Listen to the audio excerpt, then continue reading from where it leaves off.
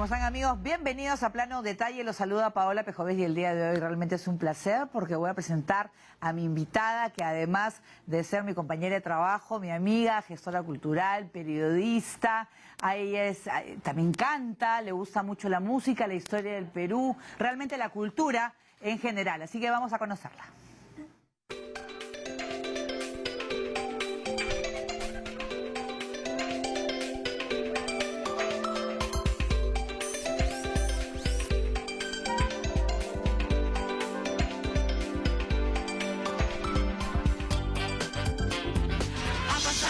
Y nos volvemos a ver, pues las cosas cambian y los juegos también. Yo perdí el corazón una tarde lejana. No se muevan, regresamos con más en Metrópolis. Estamos en este momento en vivo y en directo desde la Plaza de San Pedro, aquí en Roma, en Italia. Bienvenidos, soy Fátima Saldoniti. Esto es El Cierre.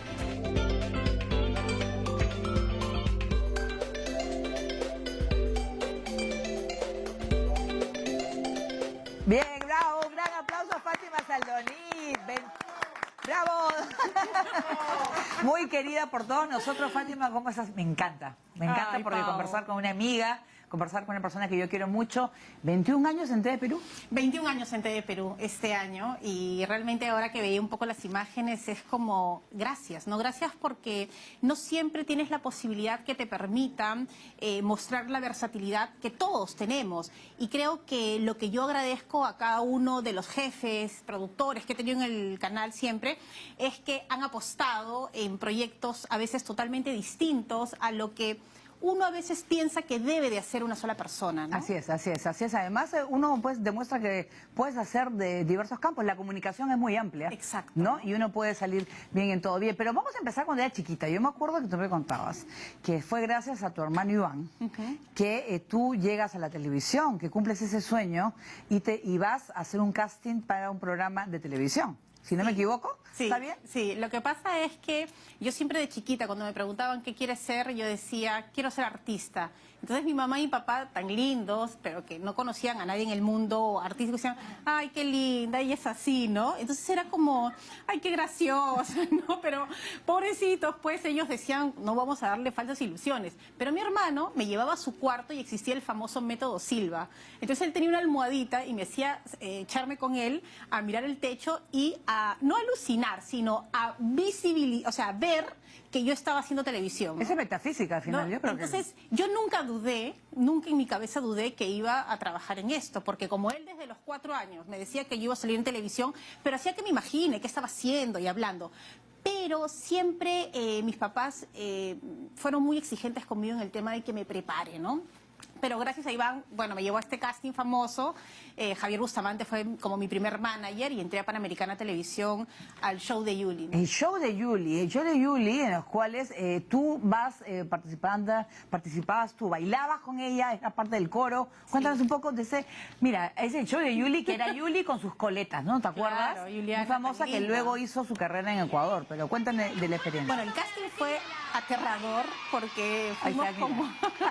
¿Qué edad tenía Fátima ahí? Ahí tenía 12 años, o sea, eso ya fue cuando nos pasamos, creo, a América, estuvimos mucho tiempo en Panamericana Televisión, hicimos un programa en América y bueno, no salió adelante, ¿no?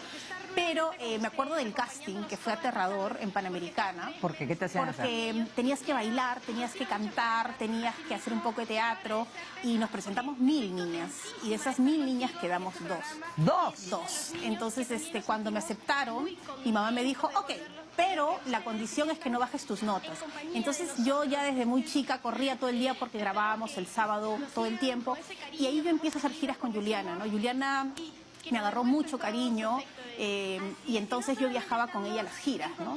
Y era como la hijita de todo el equipo, ¿no? Todos me cuidaban y podíamos hacer estos programas desde otras partes del Perú. A ti no te da vergüenza la cámara para nada, ¿no? Por ejemplo, lo que veo acá, mira, se parece muchísimo a tu hijo. Sí. No, pero, no, mira, qué bien haces a la cámara, yo te veo muy bien, muy desenvuelta. Sí, hablaba sin parar como siempre, igual que mis hijos. Pero no, siempre para mí fue algo muy natural el poder comunicarme. Mi papá dice que a veces yo en la casa me escapaba cuando era chiquita y aparecía en una casa cantando, ¿no? O sea, siempre estaba como que el tema artístico conmigo, ¿no? Claro, y además es cuando, en esa época de Yuli, que ya luego Yuli cambia su carrera porque se va al Ecuador, ¿y tú qué haces? Tú decides Bueno. Porque se acaba esa etapa, ¿no es Se cierto? acaba esa etapa y comencé a hacer shows infantiles. Me llamaron un día a preguntarme si yo tenía una empresa de shows y dije que por supuesto. Agarré a Karen y Cristian, mis dos sobrinos. Fue un fracaso porque Cristian se la pasó comiendo, era chiquitito, tenía 6 años mi sobrino. Se pasó comiendo Tus todos los asistentes bocaditos. no te ayudaron. Y fui con una grabadora que ponía play, pero eso fue el inicio porque ahí me comenzaron a llamar y trabajé mucho tiempo haciendo shows infantiles, ¿no? Hasta que mi hermano otra vez me llama y me dice, oye, hay un casting para el británico, así que te voy a llevar. Y fui y era un casting donde nos presentamos no sé cuántos chicos y quedamos 30, que hicimos un taller con Aristóteles Picho, con Luis Felipe de Gregory, estaba Lucho Peirano, y al final los 15 quedamos para hacer una obra que se llamó Rock, Pelagatos y la otra piel, que fue muy exitosa en ese tiempo. De ahí sale la generación de Marco Zunino, Marcelo Rivera, ¿no? Somos los pelagatos de esa época, ¿no? Oye, pero tu hermano, qué importante en esto, Hasta y yo creo ahora. tu coach de vida, ¿no es Sí, cierto? sí, yo siempre digo que él es mi coach de vida. Gracias a Dios tengo a mi hermana, a Eli, que es la que me pone los pies en tierra, siempre.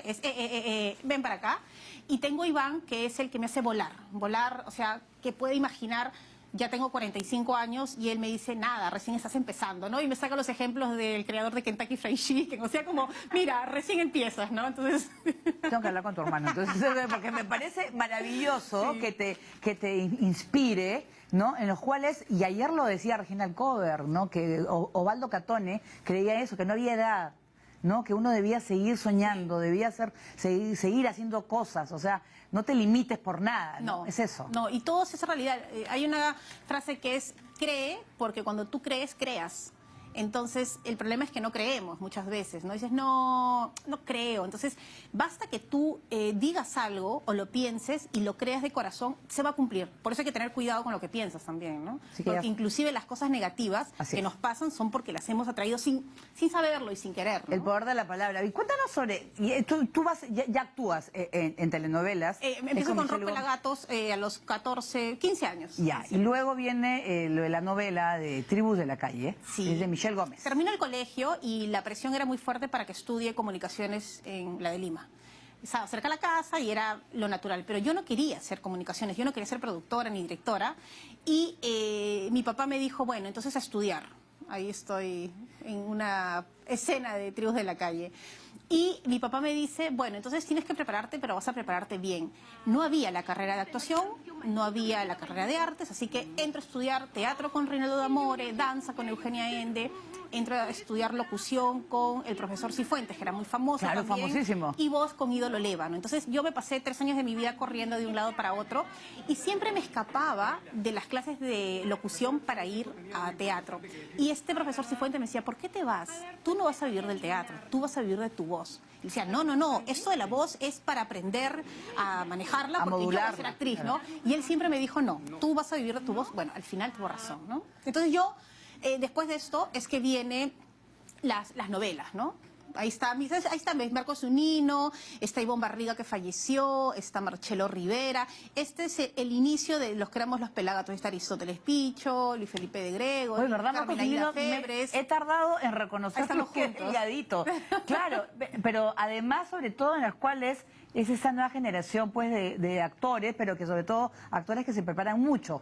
Tú cuando haces Tribus de la Calle, en las cuales necesitaba, o sea, te sirvió muchísimo esa base actoral, Sí. ¿no? Para poder trabajar de manera profesional. O sea, no estabas jugando ni era una diversión. O sea, No, estabas... además que debo decir que en Tribus de la Calle fue un trabajo muy duro. Hicieron un casting rigurosísimo. Al final también quedamos seleccionados el grupo de chicos que íbamos a ser los jóvenes de la telenovela. Y teníamos clases de 9 a 3 de la tarde, de lunes a viernes, trabajando toda la técnica Stanislavski, Chejo, o sea, muy profundo, muy fuerte, que era muy duro. En ese Tú hacías momento. el papel de la hermana Laurita. de Miguel Isa. Sí, y Irma Mauri era mi mamá. Claro, esa es la telenovela, la de los hinchas. Así es, la de la U, la Alianza, ahí estaba, pues, los protagonistas eran María Piureta con Paul Vega, y los antagonistas eran Carlos Carlín con Jimena Lindo, ¿no? O sea, todos actores top, ¿no? De mucha fuerza interpretativa, ¿no? Dime, ¿tú no tenías problema para los diálogos, por ejemplo, para aprenderte de memoria? No, lo más difícil cuando actúas no es aprenderte el diálogo, es que sea creíble, ¿no? Ya. Porque tú lo puedes paporretear por último. Y además que hay un truco para aprender los diálogos y es el movimiento. O sea, tú recuerdas que cuando caminas hacia acá o cuando está el gesto vas a decir, ¿no? Lo que te toca. Y además que practicas mucho con tu compañero y el diálogo sale. El problema es que eso sea creíble, o sea, que me creas. Eso es lo más difícil, ¿no? Y que ese diálogo te genere a ti la emoción de llorar o de reírte o de sorprenderte, ¿no? ¿Y te hacían repetir mucho las escenas? O sea, porque estamos hablando, eso es en los 90, ¿no es cierto? Sí. ¿Cuál es la televisión? Michelle, ¿cómo era? Bueno, Michelle muy duro, muy estricto, muy exigente. El equipo de producción era realmente muy cuidadoso en los detalles y es que tenías que llegar a la hora, sí o sí. Todos llegábamos 7 en punto de la mañana porque a las 8 empezaban las grabaciones sí o sí.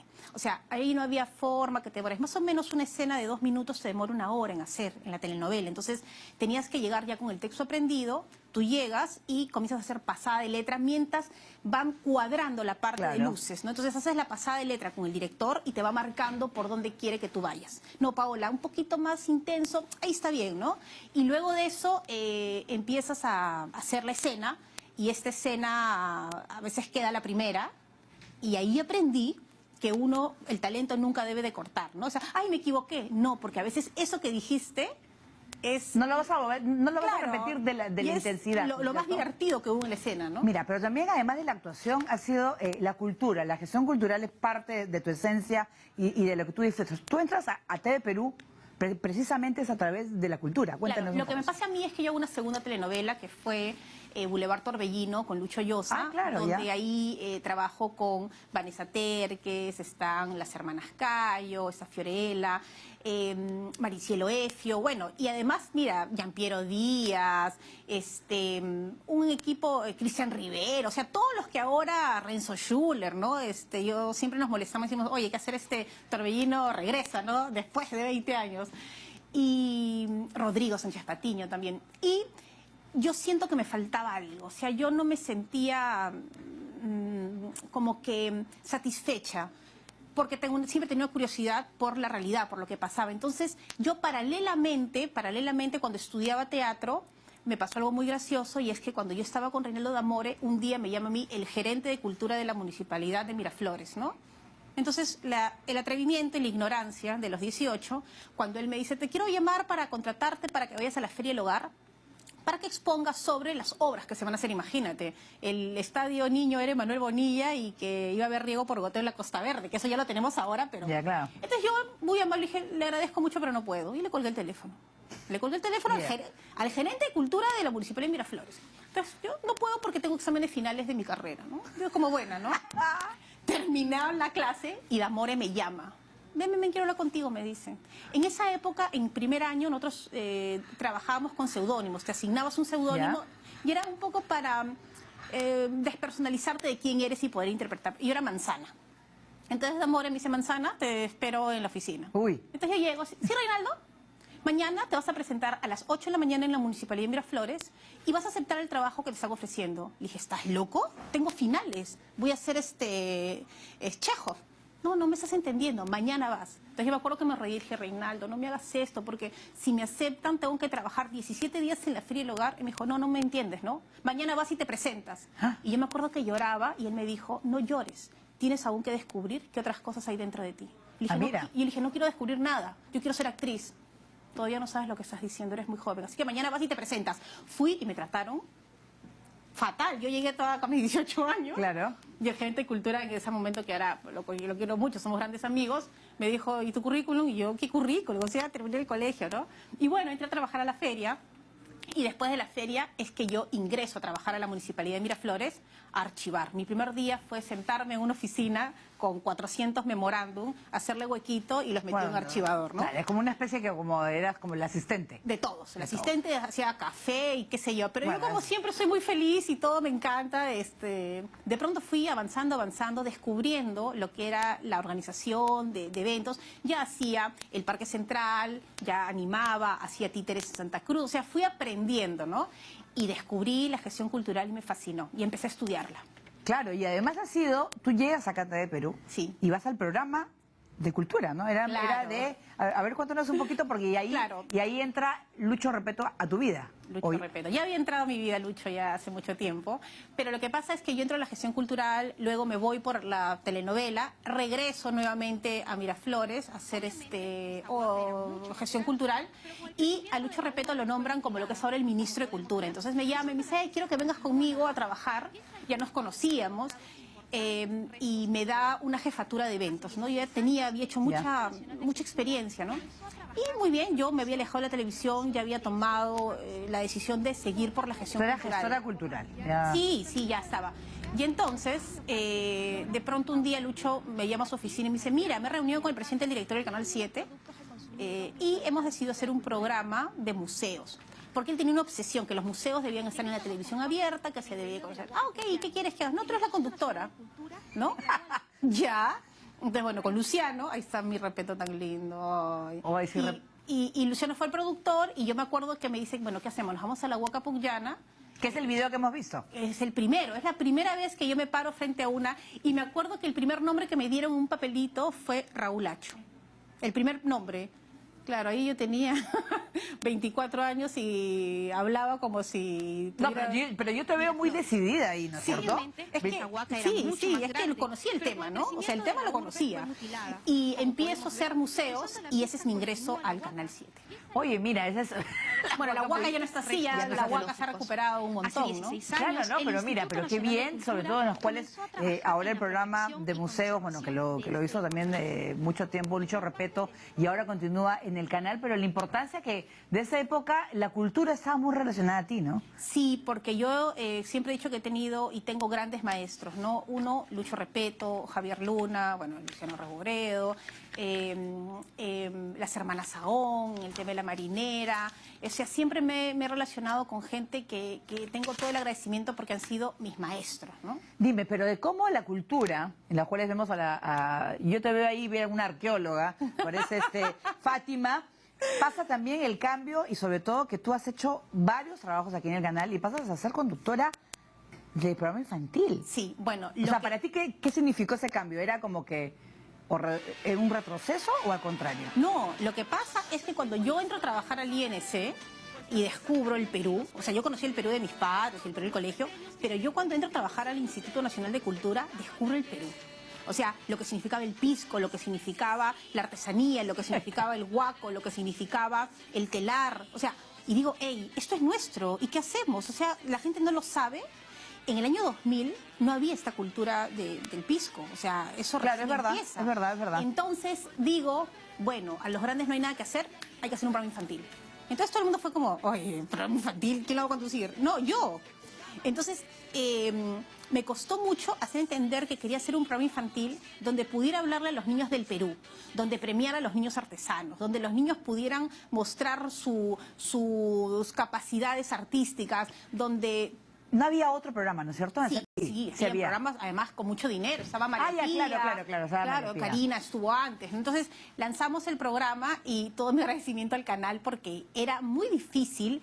A veces nos cuesta romper paradigmas. Entonces yo venía del sastre, de ser gestora cultural y era, pero tienes que cantar. No, yo canto, yo me había preparado, recuérdalo, cuando yo estudié canto, ¿no? Claro. Pero tienes que bailar. Sí, yo también bailo. ¿no? O sea, que entendieran que yo no iba a cambiar, yo soy la misma persona desde que he empezado en esto, siempre he tenido la misma línea. Qué linda acá, Fátima, mira, Mira, soy tan comunicadora. chiquita. Y además, ¿sabes qué, Fátima? Hasta ahora te recuerdan por tus canciones, Sí. te recuerdan, y además el grupo que tú creaste, tus chicas, ¿no? Sí, ¿no? que era mi familia. Tu familia. Hasta ahorita nos vemos. Hasta ahorita, ¿no es cierto? Hasta ahorita. Y lo que pasa es que cuando yo, bueno, después de hacer museos, yo hago miskitaki. Tengo una etapa que hago miskitaki. Ah, no sabía, eso sí no sabía. Y cuando hacía miskitaki, resulta que decido estudiar para ser profesora de literatura. Entonces un día, en una comida con un amigo muy querido que ya falleció, Raúl Parodi, del señor Manuel, le digo, Raúl, voy a meterme a estudiar para ser profesora de literatura. Y él me dice, ¿tú estás loca? ¿Por qué? Tú tienes que estudiar periodismo. No, le dije, yo no me veo como periodista. Pero es que, a ver, me dijo, ¿qué haces en miskitaki? Reportajes. Ah, ya. ¿Y qué más haces? Notas. Ah, ya. Entonces no eres periodista. Y entonces al día siguiente fui a la Champañá para matricularme y se había cerrado la matrícula.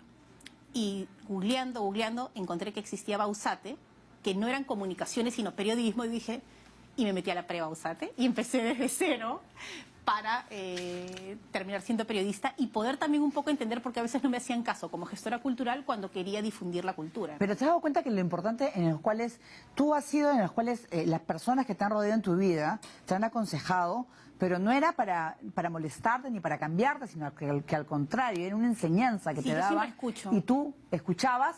Sí. Y lo hacías. Sí. No, porque es como que digan, mira, Paola, tú deberías hacer tal cosa, pero al final nunca las hago. Claro. ¿No?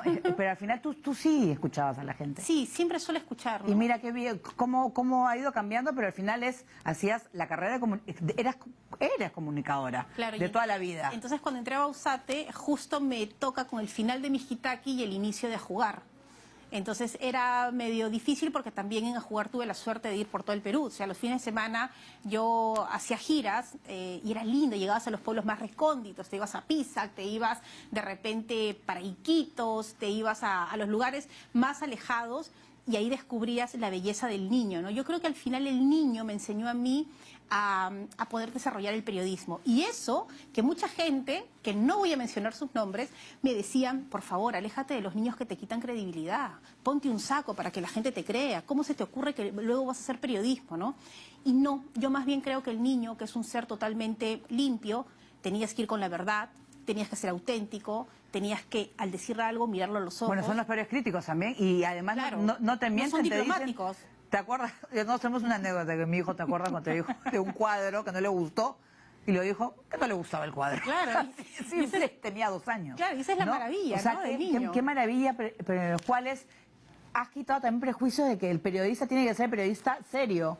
O sea, ¿por qué seriedad y no puedo ser la periodista que de repente también hago comedia? Pero ¿No? lo que O sea, pasa es que el ser humano no tiene una sola característica. O sea, en tu vida tú tienes momentos duros y lloras, pero también puede ser muy divertido un momento que vives o puedes asombrarte a pesar de la edad que tengas. Entonces, yo creo que hay muchos prejuicios que debemos de romper. O sea, la comunicación la hace un ser humano y el ser humano tiene toda esta diversidad de sentimientos, de sensaciones. Entonces, yo he mantenido y he tratado de ser auténtica tal como soy en la calle, soy en pantalla y en cualquier cosa que haga, ¿no? muy bien, nosotros vamos a hacer una pausa breve, Fátima, vamos a regresar con mucho más porque Fátima ha hecho realmente muchísimas cosas y eso lo vamos a contar aquí en plano detalle. Volvemos.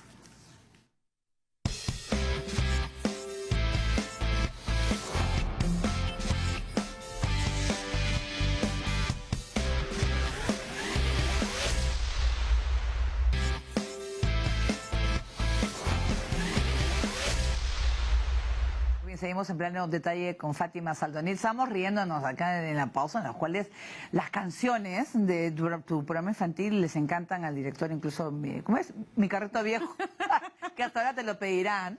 Yo me imagino, todos tus fans que ya crecieron, pero sobre todo que tú del programa infantil, Fátima, pasas a las noticias. A la entrevista política. Y te costó. No, ¿O no? no, para nada. A mí no ¿No? me costó, le costó a la gente, creo. ¿Sí? Pero a mí no. O sea, yo, cuando yo trabajaba con los niños, yo siempre los he respetado mucho. Y yo criticaba que al niño se le tratara, en el fondo, a veces como un adulto, ¿no? Con el contenido que le dabas. Y en la forma era, ay, ña. ¿Por qué, no? Yo al niño lo trataba y lo trato como puedo estar hablando contigo. Y podemos conversar profundamente o de frivolidades con un niño. Entonces, lo que yo quería era que entendiera la gente que al niño hay que cuidarlo, que el niño es la base de todo, de cualquier crítica que tú me hagas de la sociedad, de cualquier tema de corrupción, de cualquier problema de pareja, de cualquier tema de agresión, todo está relacionado al niño y no nos damos cuenta. Entonces, para mí era una posibilidad muy grande de mostrar lo que los adultos podemos hacer con un niño. Tu hijo, tu sobrino, tu amigo, tu vecino. Entonces, pasa con tu niño interior.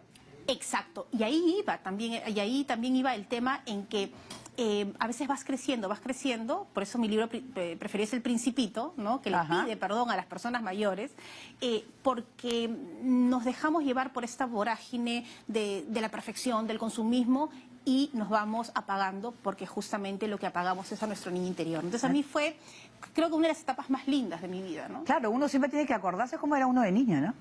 No, yo trato de ser la Paola que me mataba de la risa, que bailaba, que cantaba y que a veces yo digo, oye, ¿verdad? La pierdo. Claro. Y que la tengo que recuperar. Y Pero, ahí paso a hacer noticias. y, ¿no? hacer y cuando haces noticias, pero yo me acuerdo porque al final empiezas tú y pasas a prensa, Sí. y en los cuales bueno, también que tienes que estar preparada con la entrevista, en los cuales hay mucha formalidad también, yo creo que a veces en prensa, y Sí. debemos empezar a romperla, ¿no? Por ejemplo, yo leo, hace una hora he leído noticias al mediodía y ahora estoy hablando así, y creo que, ¿no es cierto? Tratando de ser versátil y hacer diversos formatos, porque esa es la comunicación. Cuando haces Metrópolis, regresas un poco a tu esencia, y yo creo que era el tema que tú sobre todo amabas, ¿no? Que era la cultura. Sí, lo que a mí me pasa cuando hago, por ejemplo, ahí estoy en Metrópolis, cuando hago Metrópolis es que junto varias de mis pasiones, ¿no? El hecho de hacer televisión, la entrevista, el tema cultural, las noticias, porque también dábamos noticias culturales. Entonces creo que es un momento que llega cuando estaba preparada para hacerlo, porque era muy diverso, hablaba desde un concierto hasta un patrimonio perdido, de repente sobre una pieza museográfica, de repente sobre un concierto de cumbia, era muy amplio. Es que esa es la cultura, pues, ¿no? Exacto, somos todo, ¿no? Todas las manifestaciones. Y creo que toda esta etapa previa me permitió a mí poder hacer Metrópolis, ¿no? Porque la cultura, ¿por qué crees que la gente cree que es aburrida?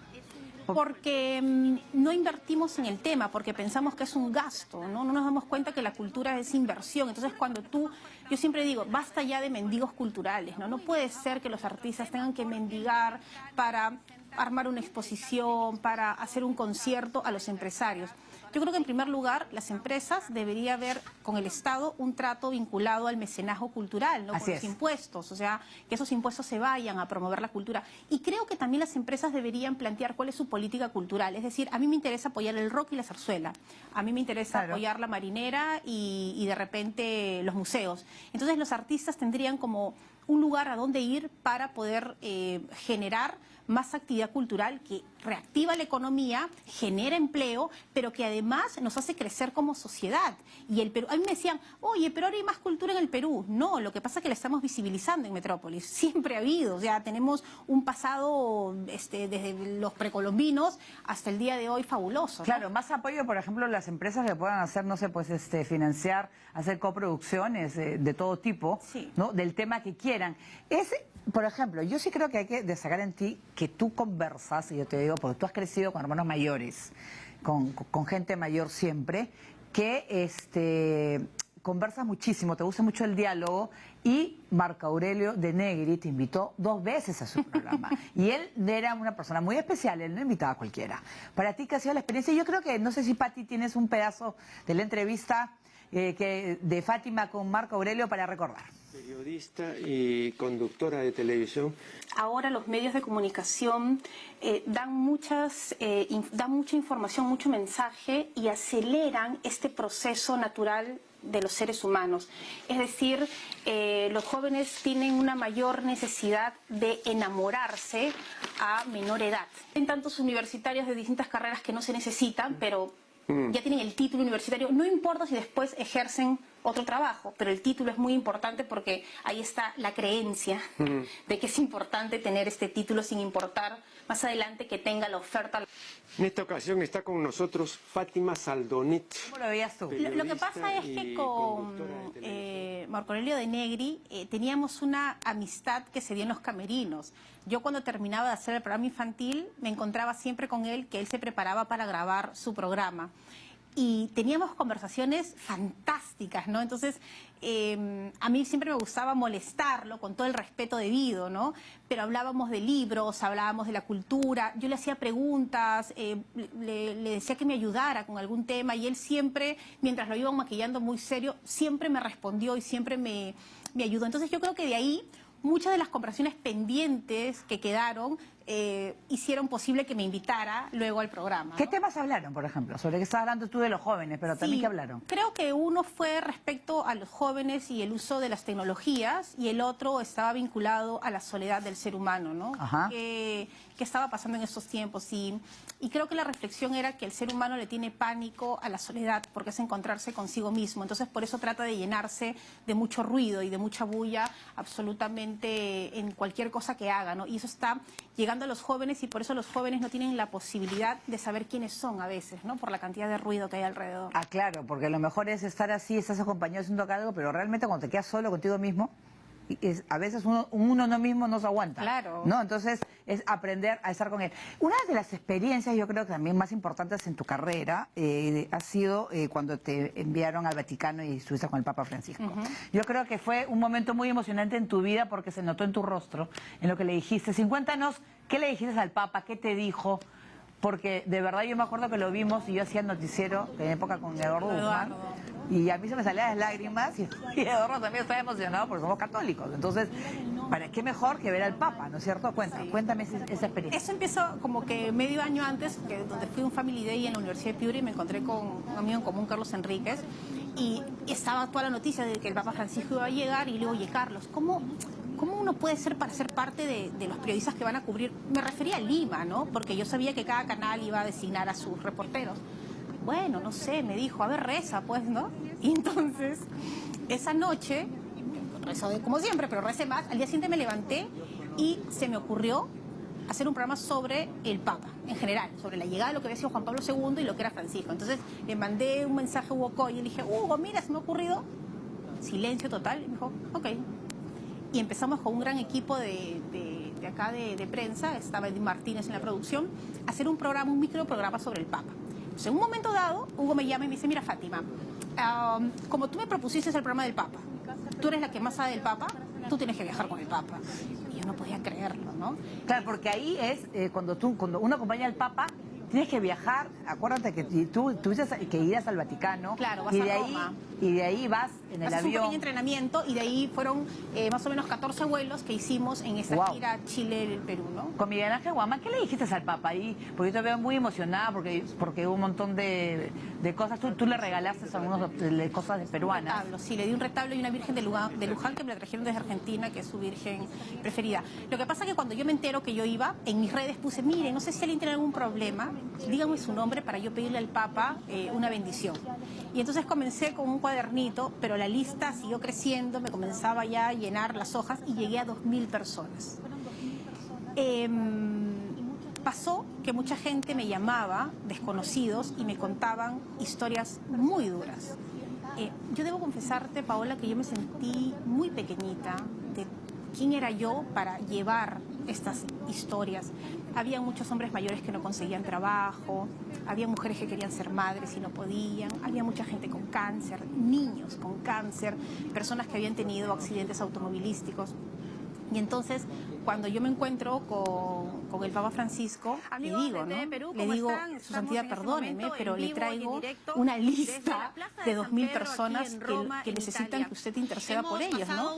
Y él me dijo, dile a cada uno de los 2000 que yo voy a rezar por ellos, que no se preocupen, que Dios conoce sus nombres completos, pero sobre todo sus problemas, pero que estén tranquilos, que yo me voy a encargar. Uy, mi papá, yo ahí te cuento que estaba mi familia y nos emocionamos porque yo era una de las 2000 que le escribía a Fátima. Y tú sabes que antes de encontrarnos con el Papa, a todos los periodistas, que éramos 74 más o menos, el avión es muy interesante porque el avión papal se convierte en una sala de prensa donde todos están redactando, mandando sus despachos, sus informes, ¿no? Ahí está Miguel Ángel Guamán, lo máximo. Eso fue cuando llegamos para la transmisión contigo. Teníamos que hacer transmisión con ustedes, claro, yo estaba en la al noticiero central, de las sí. 9, y estábamos solos, no conocíamos a nadie. Porque era plena madrugada, ¿no? Miguel Ángel era muy divertido porque le decía a los italianos, espagueti, Donofrio, Lamborghini, les decía a todos los italianos. Y hablamos con unos policías italianos, que era lo único que había en la calle, para que giraran su carro y nos iluminaran para salir al aire. Y es que pudimos hacer a las 3 de la mañana, luego de un día complicadísimo, justamente esta transmisión, ¿no? Pero Miguel Ángel fue muy lindo porque me pasaron muchas cosas, casi pierdo el vuelo, viajé sin maletas.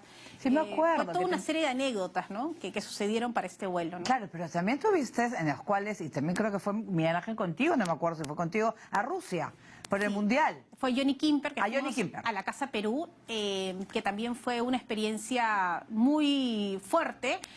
Uno, por el tema del idioma, ni siquiera hablan inglés, la comida era totalmente distinta, y trabajábamos sin parar desde que nos levantábamos hasta que oscureciera, y la verdad, a las 11 de la noche todavía había luz, ¿no?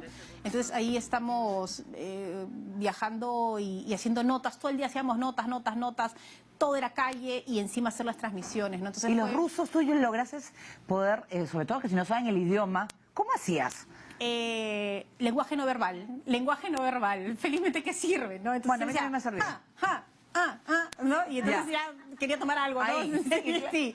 Y es otra idiosincrasia, ¿no? Es otra manera de ver el mundo, ¿no? Entonces, lo que sí fue muy emocionante, que los rusos bailaban la música peruana, fuimos con la patronal, estuvo DJ Shushupe, tomaban el pisco, probaban el café, o sea, bueno, son todos los colegas de todos los países que ya intercambiábamos y estábamos trabajando todo el tiempo, ¿no? Hay muchas fotos de Miguel Ángel que me ¿Cuántos tomaba. días estuviste en Rusia? Estuvimos 10 días, bueno, está con una chica de Telemundo, o sea, todos trabajando de manera muy intensa para llevar lo que significaba, en mi caso, el tema cultural. Yo no estuve en el circuito del Mundial, sino estuve solamente en Moscú y contándoles un poco lo que pasaba ahí, ¿no? Pero son bonitas esas coberturas, ¿no? Sí. Sobre todo para los periodistas, lo máximo. Y son intensas, ¿no? Porque no paras de trabajar. La gente dice, oh, qué lindo conociste. La verdad no conoces mucho porque estás en el lugar que te asignan, trabajando, enviando información y trabajando, la verdad, más de lo que haces acá en Lima, ¿no? Claro, pero sobre todo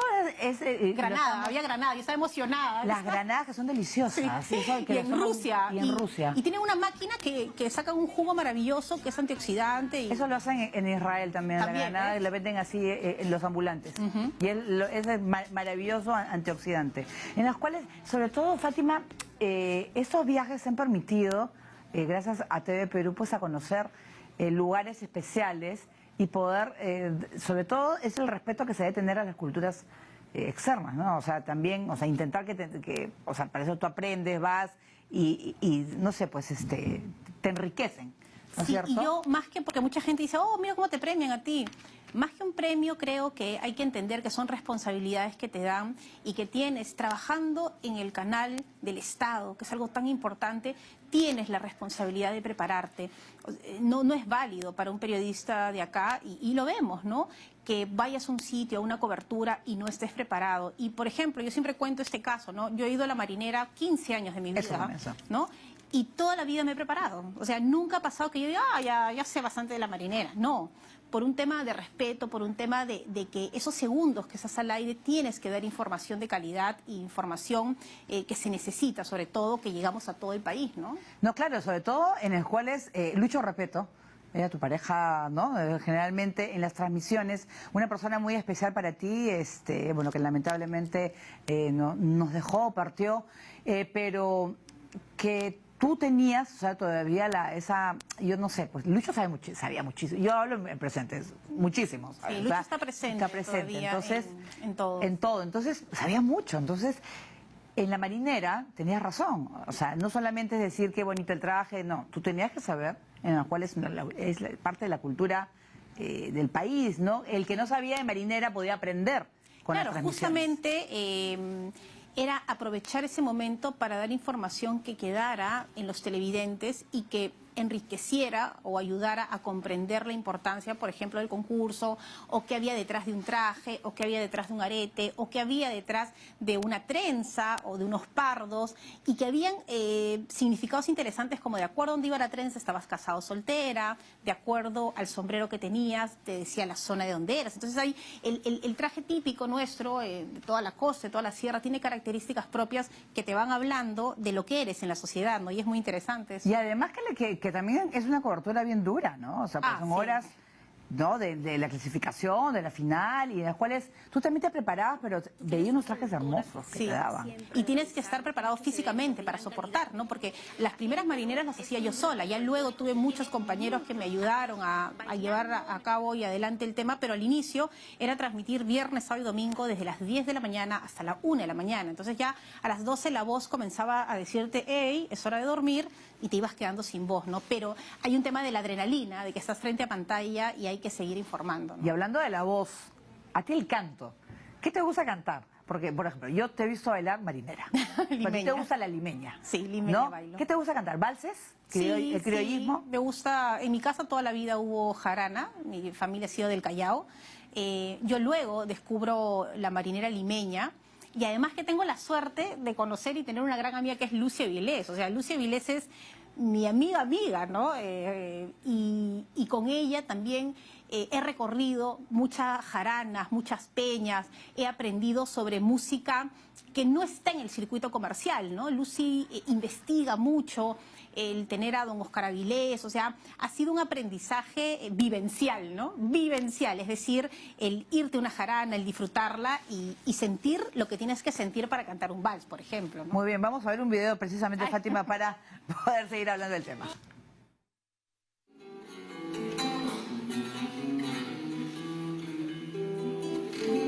Anoche salí a olvidar tu recuerdo y que conseguí recordar mucho más. Lo que pasa es que a ti yo te llevo tan dentro que sin irte a buscar en mi alma te encuentro y por tu amor anoche intenté tantas cosas absurdas.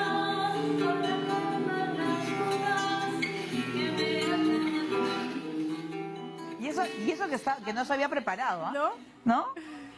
O sea, el escenario es, para ti no significa ningún reto, o sea... Ahora, sí me da nervios, o sea, cada vez que... ¿Tienes nervios, de verdad? Sí, siento... Tengo dos temores. Cuando me tengo que enfrentar a la prensa, es terrible. Es decir, cuando yo estoy al otro lado y, no sé, lanzo algún proyecto y tengo una... Es que no sabes lo nerviosa que puedo estar. Y lo otro es cuando piso un escenario. O sea, si yo tengo que hacer una conducción o tengo que presentar algo, el corazón me late muy fuerte, ¿no? Siempre lo siento, ¿no? Y cuando doy el primer repaso y digo, buenas tardes, es como que baja todo. Pero Bueno, sí pero es siento normal, ¿no? Yo creo que ese es de siempre uno se va a sentir nervioso. Bien, hacemos una pausa, Fátima, y regresamos más en Plano Detalle con Fátima Saldonit.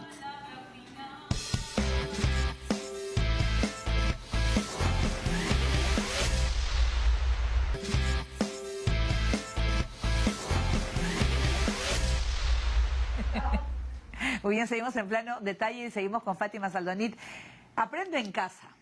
Para ti ha sido una maravilla. Yo creo, te he visto disfrutar, porque estabas con los niños más pequeñitos, ¿no es cierto? Bueno, pero cuando me dieron la noticia casi me muero. ¿Por qué? Yo estaba haciendo en ese momento prensa, estaba haciendo un programa de entrevistas, y de pronto me llama Eduardo y me dice que hay esta necesidad de hacer Aprendo en Casa y que habían pensado que yo haga el bloque inicial. Entonces yo le dije, ¿tú estás seguro que yo haga el bloque inicial? Entonces, sí, tú haces el bloque inicial. Yo no sé, o sea, ya es responsabilidad de ustedes. O sea, yo no me veía, o sea, yo estaba mi cabeza en otro lado. Ahora, los niños me fascinan, siempre me han gustado y me siguen gustando. O sea, no es algo que fue por un momento de lo infantil. Y entonces empezamos a hacer Aprende en Casa y los guiones eran muy divertidos. Era, Fátima tiene que hacer con su cuerpo como una manzana mordida. Anda a hacer eso, pues, ¿no? Entonces... Claro, porque los niños de inicial son, te digo, es o tiene su atención o no. Claro. O sea, mira ahí, y yo veía los videos bien atentos a ti, ¿ah? Sí, y además me decían mi Fátima, me mandaban sus videos, sus trabajos, y hasta ahorita me escriben, ¿no? Y la verdad fue un momento muy lindo de poder trabajar con ellos todo el año, ¿no? Claro, mira, y ha sido ese, pues, Aprendo en Casa, en los cuales tú luego haces caso por caso. Ajá. Y que también tuviste, pues, también lo difícil de COVID. Tú viviste en COVID. Sí, bueno, tuve primero COVID el año pasado y este año me dio por segunda vez, pero sí estuve muy grave este año, ¿no? Yo creo que todo en la vida es por algo, ¿no? A pesar que me había dado un primer COVID, creo que no había aprendido lo suficiente cuando me dio la enfermedad. Y ese segundo COVID que me tuvo con una saturación muy baja, yo estuve con oxígeno, estuve a punto de ir a una cama, no llegué porque no había en ese momento, si no hubiera tenido que ir. Ver a mis hijos, a mi esposo, fue como replantear todo, ¿no? Porque uno a veces anda corriendo, tratando de lograr cosas y te preguntas ¿para qué? Entonces yo creo que el mejor consejo que a mí me dejó el COVID fue para, respira, disfruta lo que tienes, disfruta ese café, disfruta tu mamá, Eso. ¿no? Disfruta tu papá. Porque precisamente, Fátima, disculpa que te corte, pero tú has tenido muchas pérdidas este año, Sí, de personas muy importantes en tu vida, Sí. y en las cuales uno se pone a pensar, oye, hay cosas que nos preocupamos cuando tienes que disfrutar, por ejemplo, que está tu papá junto a ti. Sí, mira, ahí está mi papá tan lindo. Ay, tu papá, que sí lo conozco, tu papá muy... Mira qué lindo, divertido. Bueno, mi papá para mí fue siempre el gran ejemplo. Yo creo que soy periodista por él, siempre me compró un diccionario, siempre me atormentaba con que hable correctamente. Y el último tiempo le diagnosticaron una metástasis de pulmón y de huesos, y su valentía y su alegría de la vida es lo que él siempre me dejó de enseñanza. O sea, no importa lo que esté pasando, tienes que aprender que todas las personas son valiosas, todas, y que la vida hay que verla con alegría. Mi papá murió en mis brazos, ¿no? Y fueron 4 horas de agonía, pero de mucho amor y de mucha entrega. Entonces, yo ahora tengo, bueno, agradecimiento, lo extraño muchísimo, físicamente se le extraña, pero qué bonito haber podido disfrutarlo, Claro. y estar con él tanto tiempo y escucharlo, ¿no? Claro. Que era uno de mis máximos críticos. No, tu papá es súper Y lindo. además muy divertido, ¿no? Sí, Mi yo lo papá- conocí muy divertido, tu papá, ¿no? Y mira, ahí estaba bailando, todavía con coreografía incluida. Fátima, Por ahí está Iván también, mi hermano, está al costadito bailando. ¿no? el coach, Ahí el coach tengo que hablar con el coach, porque al final da buenas ideas. Y caso por caso, que también me parece muy bueno el programa. Tienes ahora también conociendo los países en los cuales también te presentas. Compartiendo, perdón. Pero el caso por caso es que realmente pues tienes un problema, no sé, pues, juicio de alimentos. Y tú junto a Sofía solucionan el tema. O sea, te dan ideas. Es increíble porque este programa nace como una necesidad que nos dimos cuenta, que ahí está Diana Quiroga a la cabeza, que la gente a veces cuando quiere saber qué hacer respecto a un trámite, le pregunta al vecino. Y el vecino te puede, de toda la buena voluntad, darte una idea equivocada, Claro, una darte información errónea. equivocado. Entonces nos hacen preguntas de todo tipo que resolvemos en caso por caso. Y estamos todos los martes y jueves a las 4, ¿no? Muy bien, martes y jueves. Entonces, mira, tenemos, Pati, ya, prácticamente estamos ya sin la hora. ¿Qué planes? ¿Tienes? Porque tu coach te debe haber hecho algo más, porque yo no creo que Fátima se haya quedado ahí nomás. Tú tienes muchas cosas en Sí, mente. hay muchas cosas. Algo que quiero terminar es el libro de Mi visita al Papa. Han pasado tanto tiempo y me conmueve tanto que me cuesta hacerlo. Un podcast no te Quiero animas. terminar. Yo Sí, te veo en eso, ¿ah? Sí, hay muchas cosas. Estoy terminando algunos estudios que quería hacer este año y a ver qué viene adelante, ¿no? Yo siempre estoy muy abierta a todo y sobre todo agradecida de las oportunidades que se van presentando, ¿no? No suelo planificar mucho, sino es como, aquí estoy, ¿para qué soy buena? ¿No? Entonces ahí se va dando las cosas, ¿no? Muy bien, yo creo, Fátima, que nos ha faltado tiempo. Nos ha faltado. No, sí, nos ha faltado tiempo para seguir conversando, puede haber segunda parte. Y que nosotros realmente hemos disfrutado contigo. Te deseo toda la suerte del mundo. Yo sé, sobre todo, la buena energía que tienes, que sabes que te queremos mucho. Y bueno, lo pueden seguir viendo en YouTube y en Facebook de TV Perú Noticias. Y yo quiero despedirme el programa con un gran aplauso para Fátima Santanique, una hermosa persona. Gracias, Fátima. Un beso y gracias a todos. Chao.